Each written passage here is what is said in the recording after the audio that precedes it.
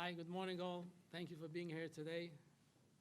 First, I'd like to acknowledge Michael Specht, the supervisor of the town of Ramapo, Ali Pinkasovitz, mayor of village of Kaiser, Brad Waddell, chief of Ramapo Police Department, Rabbi Hirsch Horowitz, Community Outreach Center, Steve Gold, co-president, Jewish Foundation and Foundation of Rockland County, and Dr. Francis Pratt, president of NIAC and WACP. Thank you. And welcome back, Governor Cuomo. Good to be back. Thank you. Thank you, Mayor. Governor Cuomo, I have some, I'm going to put everything away because I'm going to talk from my heart. Okay. I think you're a living example from true leadership. Sunday morning, 6:03, you woke me because you didn't go to sleep after that horrific, terrible, terrible stabbing, what happened there. I didn't forgive you yet, but and let me tell you, since then, you have not rested.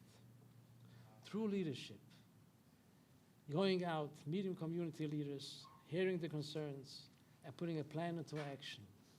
And we already see the state troopers all over the place protecting us, so on and so forth. Governor, you built a bridge called Governor Mario Cuomo Bridge. That bridge is meant to connect Rockland to Westchester. I want to let you know, since you came that morning, you are building bridges in the county. Okay? By being here, being an example, taking a lead, showing leadership, we are privileged now that your bridges are being built to connect Rockland to Rockland. We have now coalitions building, unity building, and hopefully it's a turn to a new era. At the same time, Governor, we really appreciate that, as I said, you put a plan into action. You're here today to announce funding to protect the religious institutions. And as they say, an ounce of prevention is 1,000 pounds of cure. By concluding, I'd like to publicly give over a message from the Grand Rabbi Tversky of New Square. He's overseas. His secretary called me this morning. He's thanking and acknowledging the governor for his preparedness and always being a leader, a true leader with actions wherever is necessary. Thank you.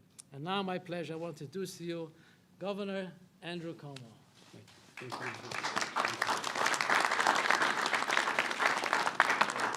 Thank you very much. First to Mayor Spitzer.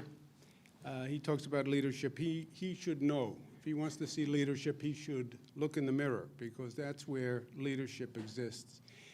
You often see what a leader is made of at a time of crisis and how people respond. And Mayor Spitzer has been a rock for the community.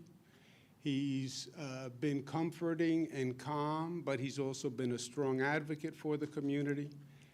And I have such respect for him. Let's give Mayor Spitzer a round of applause. We have Rabbi Rottenberg here. We are all very sorry for the pain that he has felt, but I have to tell you, he came and spoke at the State of the State, speaking to the whole legislature about what happened, and he was such an inspiration. And again, no anger, no retribution. He truly inspired the entire congregation. So let's thank Rabbi Rottenberg for everything he's done and for everything he's been through. Joseph Gluck, who is the hero who thwarted the assailant, and we recognized him at the State of the State. He deserves a round of applause.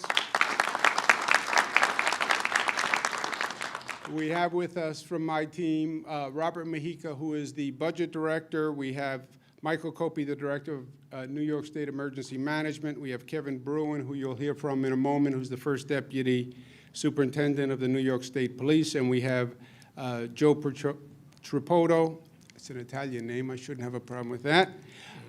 Colonel, New York State Police. I'm going to put this away also, as the mayor did. Because this is a message that is easy because it comes from the heart. We still grieve what happened in Monsey. The entire state grieves. They're shocked, surprised, repulsed by what happened in Monsey. But the situation is actually worse than just what happened in Monsey. Monsey was not an isolated incident. It was the most egregious, the most violent, the most damaging. But we had seen scores of anti-Semitic activity all throughout this state, as recent as this past weekend. We've seen acts of violence and anti-Semitic activity all across this nation. We were observers for a long time and wanted to believe that that couldn't happen here, right? What happened in Pittsburgh couldn't happen in New York. What happened in California couldn't happen in New York, until it happened in New York. And I refer to it as a cancer, an American cancer that is spreading through the body politic. And it's a cancer because one cell in the body attacks other cells in the body. And once this country gets to a place where it starts to demonize by religion or race, well, then we have lost who we are, right? This is a nation founded on religious freedom. George Washington went to a synagogue, worshiped with the congregation, sent a letter afterwards saying essentially what this nation is about is freedom of religion and everyone having the right to pray to their own God and being safe in that practice. So, hence, having lost the soul of the nation. It is ignorant, it is intolerant, it's also illegal. And while we pray for solidarity, we march for solidarity, we gather together for solidarity, government has an additional obligation, which is the obligation to act. Government officials are not in the prayer business. They can join in, but they are in the business of acting. And the number one responsibility of government is to keep people safe. That is the first responsibility, to protect the public. So I pledged when I was here last time that the state government would take action, and dramatic action, and action on all fronts. And we announced a program in the state of the state that does that, and we're going to follow up today to address a specific request that was made the last time I was in this room in response to Monsey. Statewide, what we're going to be doing is to combat the ignorance. I want to see every New York State public school teach our young people, our children, about diversity and racial tolerance and what it means to be an American and what this nation was really founded on. I want a cultural awareness specifically about the Jewish community. And I want to expand the Holocaust Museum that we have in New York City, which is a great facility. And I want to see school children going through that Holocaust Museum as part of their education. Understand what happened to the Jewish community. Understand the relationship between the Jewish community and New York State. And understand that New York would not be New York without the Jewish community.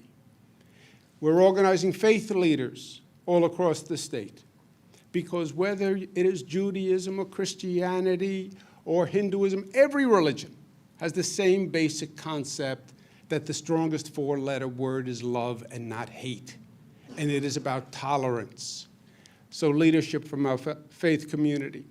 And more security, because that is the fundamental obligation. And we want more funding for more state police in the hate crimes unit. I want a domestic terrorism law that prosecutes what we saw in Monsey as what it was, which was a form of terrorism. When you attack a large number of people based on their religion, based on their race, you are a terrorist. Terrorist doesn't have to come in on a plane. Terrorist doesn't have to be some foreign cell. You can have a terrorist who is American-born. And that's what domestic terrorism speaks to. And we want to pass that law. And we want to provide more funding for schools, religious organizations to put in security measures. We have great new technology that can go a long way. And when I was here, Mayor Spitzer talked about license plate readers, which is a fantastic piece of technology. That is actually how we caught the Monsey assailant. We had a human license plate reader, Joseph Gluck, who actually got the license plate after the attack, but then an electronic license plate reader found that plate on that car going over the George Washington Bridge. License plate readers mean you can see everyone coming into the community and everyone going out. You have the time, you have the license plate, and then we have license plate readers all around the state, on highways, tunnels, bridges, et cetera. So if anybody thinks about attacking the community, they better think again, because we will know, we will find out, and we will prosecute you to the fullest extent of the law. Mayor Spitzer said he wanted more license plate readers. I said, can't we just get 100 Joseph Glucks and put them on all the corners? He said, no, we need an electronic system. So today it's my pleasure to announce $340,000 to install those license plate readers all throughout the community as a safety device.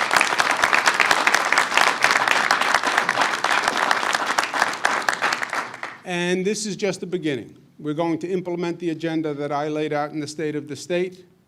I want everyone to know that we have learned from Monsey, a painful lesson. We've learned from what's going on, and we will respond, and we will react, and we will do everything in our power on every level to make sure this horrific act doesn't happen again. With that, let me turn it over to the First Deputy of the State Police, Kevin Bruin.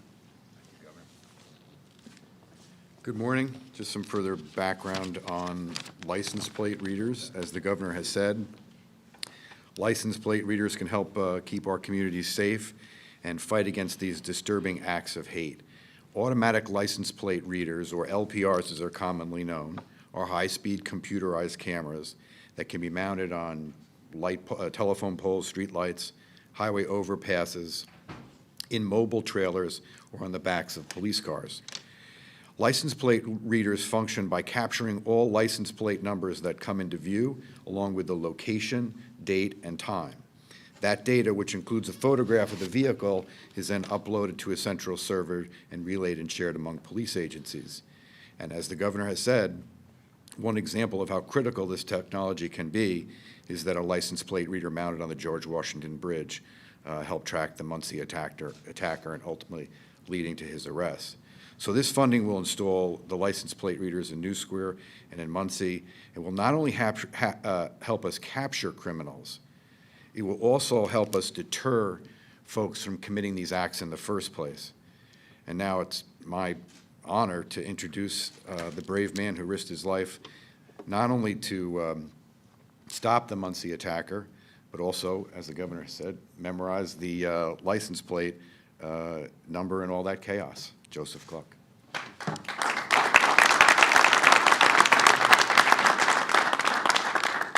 Good morning, Governor. Good morning, Supervisor. Good morning, everybody.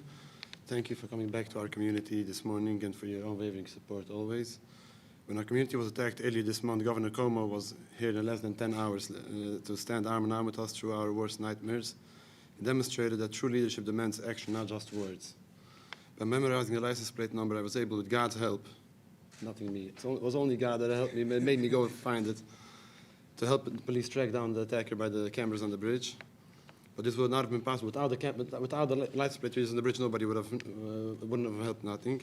I'm grateful to the governor for his continued support to our community, expanding these technologies in our community, and hopefully it will prevent future attacks from us forever.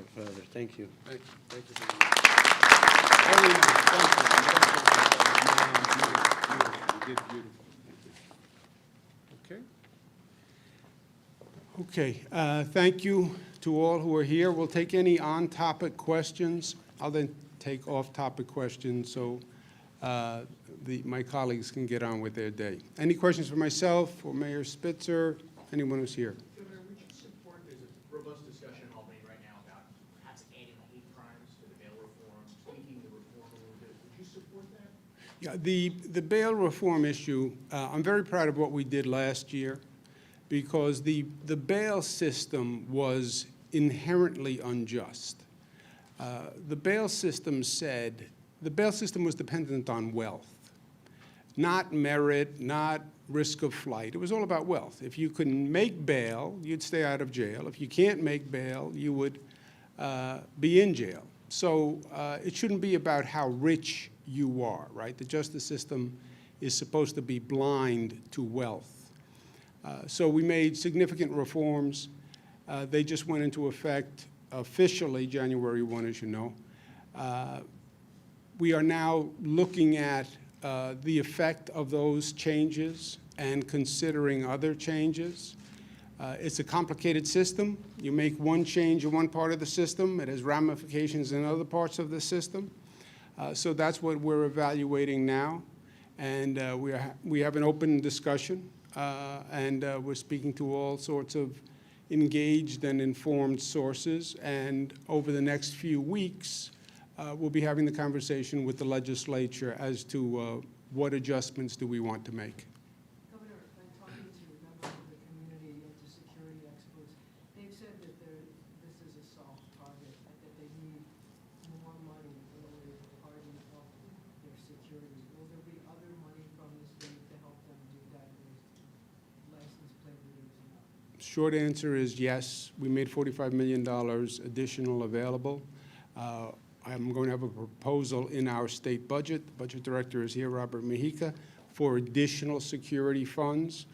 And license plate readers are a way to harden the security. They are the highest tech that we have. The license plate readers, as you heard from the first deputy, you can put them basically anywhere.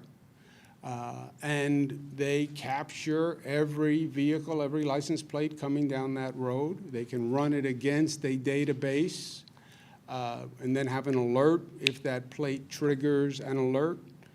So it's one of the best technological answers that we have, and we're moving ahead to put it in this community. So will the license plate readers be controlled by the Ramapo police, by the state police?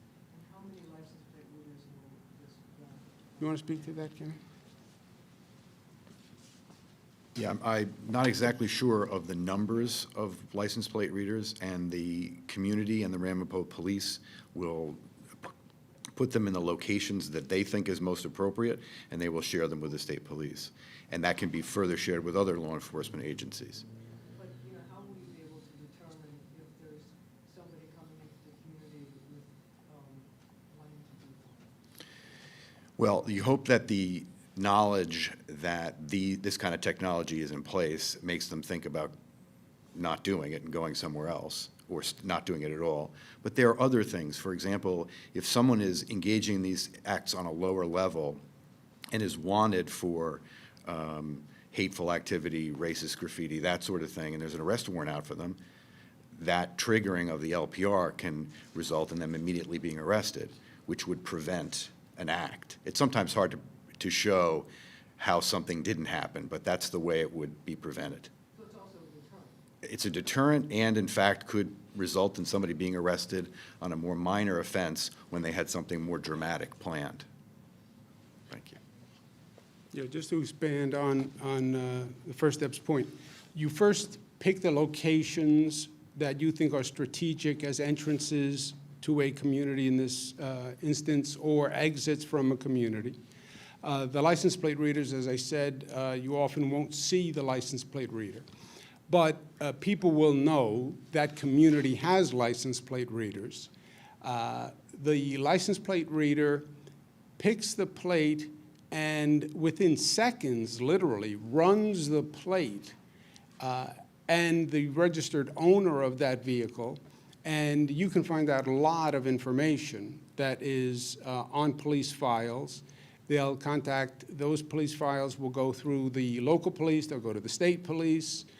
So it's a very elaborate database that you run that plate against. And a person can have outstanding warrants, which often show up. There can be previous arrests. They can be a fugitive. All that will come from the license plate reader. And it is almost instantaneous. And then you can track that plate to other locations, which is exactly what happened at Monsey, right? The next license plate reader happened to be at the George Washington Bridge. But if the person had gone to a different route, they would have ultimately hit another license plate reader also. What's your response to people already out there who espouse that massive implementation of license plate readers is somehow an invasion of privacy? Well, look, it's a balance, right? People want privacy. I understand that. But people also want safety. And you look at the community in Monsey, I have no problem saying that the balance has tilted, and this is a community that needs to be safe. We know this is a community that is under attack. We know that it is a continuing attack. And in this case, public safety outweighs an individual's right to privacy, in my opinion. On the same note, what about the role of And by the way, privacy, it reads your license plate. You don't have a heck of a lot of privacy in your license plate. It's on the front of your car. I can go see your license plate anytime I want and record your license plate. So it's not like I'm looking in your wallet or your pocket, right? You have a license plate on the front of your car. People will read it. You should expect people will read it. What about the role of social media? That's been bantered about a lot here by Look, hate communicates a number of ways. And hate can communicate with anonymity on the internet in a way that it never could before. It's anonymous, and it can be irresponsible, and it can be pervasive. There is no doubt. Makes the situation more complicated.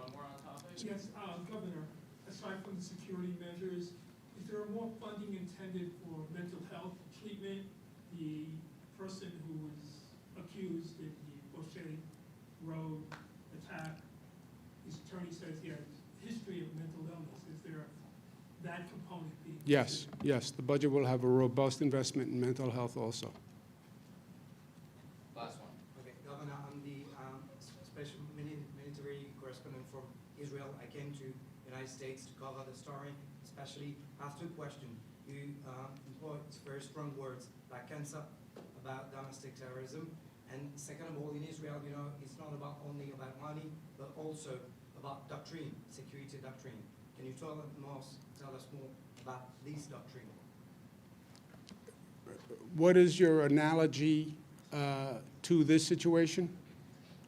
That you have to think out of the box, and money doesn't resolve all the things. You have to think doctrine. You have to think security to fight against terrorism. Well, we're attacking this on multiple levels, right?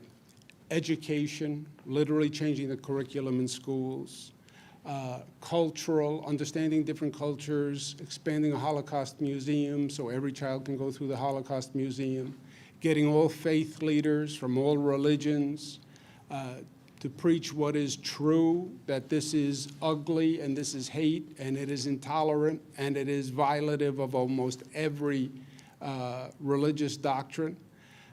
And then from a security point of view, Israel has probably the most advanced security on the globe, right? It's amazing what Israel has done.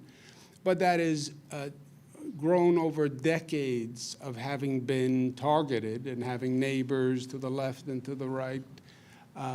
So you feel surrounded, and you had to develop that security. This is a relatively new experience in this country.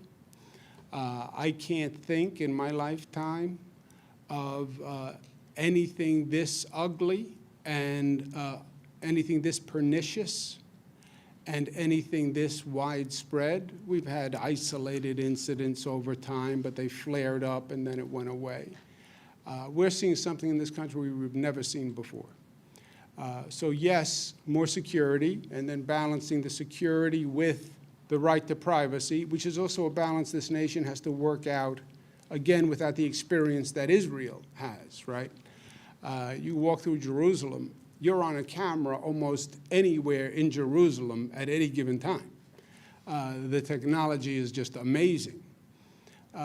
This country is not there yet in terms of that kind of sacrifice of privacy for public safety, hence the question from one of your colleagues. But we are very serious about increasing security. Nothing like this has ever been done before. So this is the most aggressive approach that we have taken in terms of security, and I'm proud of it. All right, thanks everyone. Thank you all very much. Thank you. Separate.